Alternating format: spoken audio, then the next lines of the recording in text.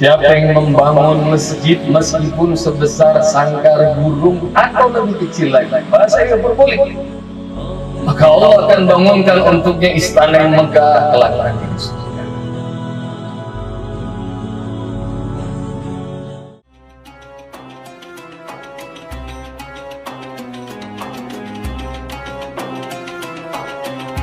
Assalamualaikum warahmatullahi wabarakatuh. Saat ini kita ada di Wolleri dan kita akan sama-sama datang ke lokasi masjid yang akan diwakafkan, sekaligus juga akan menjadi markas Al-Quran Askar Qaumi.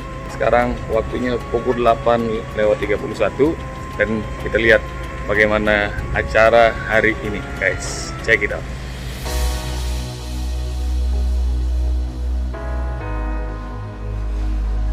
Kita akan meresmikan acara peletakan batu pertama masjid. Masjid ini diwakafkan oleh Bapak Muhammad Amin dan keluarga. Dan insya Allah kita akan ada acara ikrar wakaf dan juga pejabat setempat.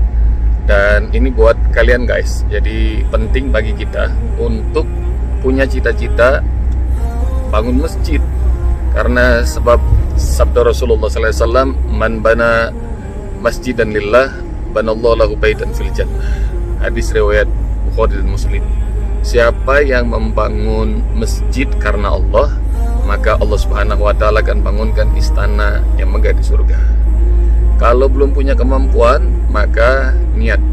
Kawan-kawan semuanya sungguh-sungguh berniat buat kita bisa wakafkan masjid karena Allah Subhanahu wa taala.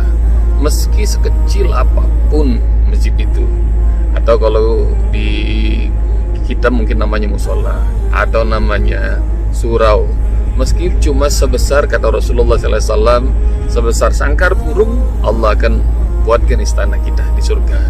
Dalam hadis riwayat Ibnu Majah, Rasulullah SAW bersabda, man bana masjidan lillah kamafhasi qitatin aw asghar banallahu lahu baitan fil jannah. Siapa yang membuat masjid karena Allah Subhanahu wa taala meskipun sebesar sangkar burung. Sangkar burung ini bahasa hiperbolik dari Rasulullah SAW. Jadi sekecil apapun atau lebih kecil lagi dari sangkar burung, kata Rasulullah SAW, maka itu akan Allah buatkan untuknya sebuah istana di surga. Dahsyat. Jadi yuk, kita punya azam, cita-cita pengen bangun masjid, dan Pak Muhammad Amin dan keluarga ini, beliau akan kerjasama dengan Yayasan Askar Qaumi dalam pembangunan masjidnya. Doain nih, guys. Penting bagi kita untuk senantiasa akrab sama masjid. Dan Rasulullah SAW belum sampai di Madinah saja, Rasulullah dan para sahabat membangun Masjid Quba. Masuk ke kota Madinah, Rasulullah SAW sebelum memulai apapun juga, Rasulullah membangun Masjid Nabawi. Dan usai itu lalu kemudian baru membentuk masyarakat, bikin pasar, dan baru mempersaudarakan kaum muhajirin dan ansor. Dan ini maknanya adalah jangan jauh-jauh dari masjid. Salah satu 7 golongan yang akan mendapatkan naungan nanti di hari kiamat dengan naungan Allah adalah rajulun qalbuhu mu'allakun bil masajid, orang-orang yang hatinya senantiasa terpaut dengan masjid, bangunnya, memakmurkannya, sholat di dalamnya, dan memiliki rasa takut pada Allah Subhanahu wa taala. Jadi terus ya, semangat untuk senantiasa akrab dengan masjid. Masjid yang akan kita datangi, dan ini akan kita bikin acara peletakan batu pertama di daerah Wolleri. Wolleri itu di Kabupaten Kendal, Jawa Tengah. Dan Gus Bob sama tim Askar Qaumi ini jalan sudah berapa jam semalam untuk kita? 6 jam. Jadi berangkat maghrib dan jalan santai pakai mobil HiAce, dan mobil HiAce ini juga jadi donasinya kawan-kawan YPM PLN. Jadi YPM PLN itu adalah sebuah lembaga Yayasan Baitul Mal. Kawan-kawan semua pekerja perusahaan listrik negara, mereka berzakat, dan zakatnya itu Masya Allah dikelola YPM PLN. Dan YPM PLN mensupport untuk santri-santri Askar Qaumi, termasuk juga buat Yayasan Askar Qaumi, memberikan mobil ini. Jadi syukur alhamdulillah saling bersinergi dalam kebaikan. Dan hari ini juga kita lagi sinergi kebaikan dengan keluarga Pak Muhammad Amin. Beliau itu dulu adalah tetangga saya ketika di apartemen Basura, Jakarta Timur. Dan Masya Allah banyak sekali amal kebaikan yang dilakukan oleh beliau. Dan akhirnya kemarin ngobrol hari apa kita ngobrol itu? Selasa ya. Kita ngobrol sama Pak Amin hari Selasa, dan ngobrol tadinya hanya perlu beliau cuma pengen punya guru ngaji dari Askar Kauni.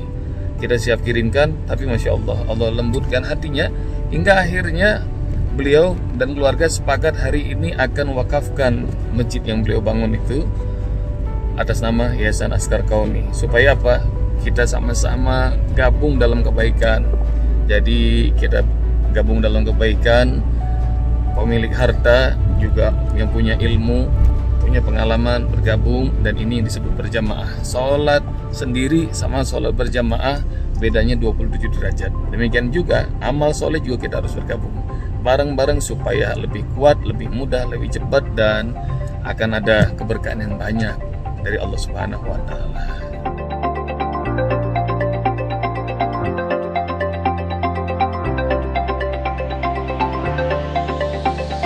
Terang kami di sini itu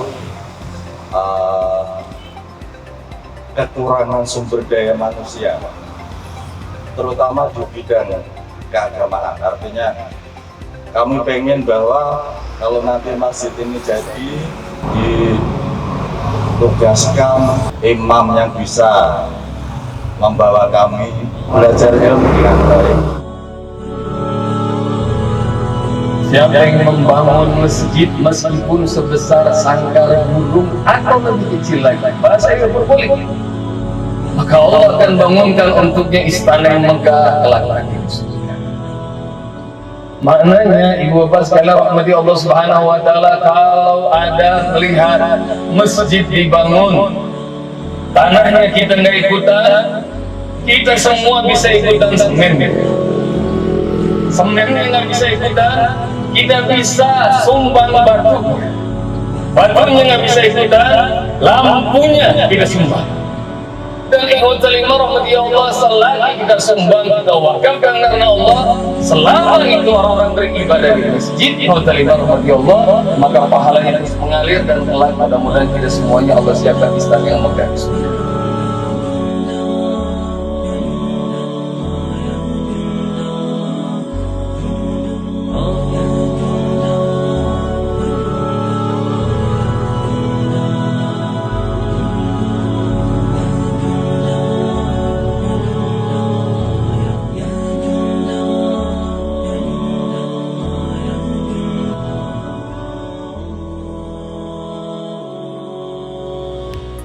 Kami meniatkan wakaf rumah dan tanah kami di jalan Allah untuk mencari ridho Allah, agar kami bisa mendapatkan pahala ganjaran jariah. Alhamdulillah di dalam pembangunan masjid ini bisa bermanfaat bagi masyarakat desa Penyangkringan. Alhamdulillah habis selesai acara tadi peletakan batu pertama di Masjid Al-Amin. Ini diajak sama Ustadz Pri, kita datang ke pesantren Midaul Islam ya. Pesantren ini punya ide sebenarnya sudah lama. Kita dulu punya rencana itu unek-unek dari pikiran saya itu 2005, tapi belum terrealisasi. Punya ide sendirian, nggak punya teman. Setelah itu berjalan-jalan waktu, punya ide 2007 kita buat yayasan dulu, sama beberapa teman, 4 orang atau apa. Kemudian kita mulai merencanakan bangun dari sedikit-sedikit, terus kita resmi 2007 yayasan terbentuk, 2008 realisasi pendidikan. Ya, alhamdulillah, tapi ya alhamdulillah berjalan, dan alhamdulillah pendidikan kita walaupun bagaimana santri kita termasuk unggul. Kita sudah pernah menduduki juara OSN untuk Jawa Tengah ya, itu juara 1 dan pernah juara 2 juga. itu IPS dengan apa itu dulu. Ini tingkat SMP. SMP. Kalau SMA-nya baru 3 tahun ini.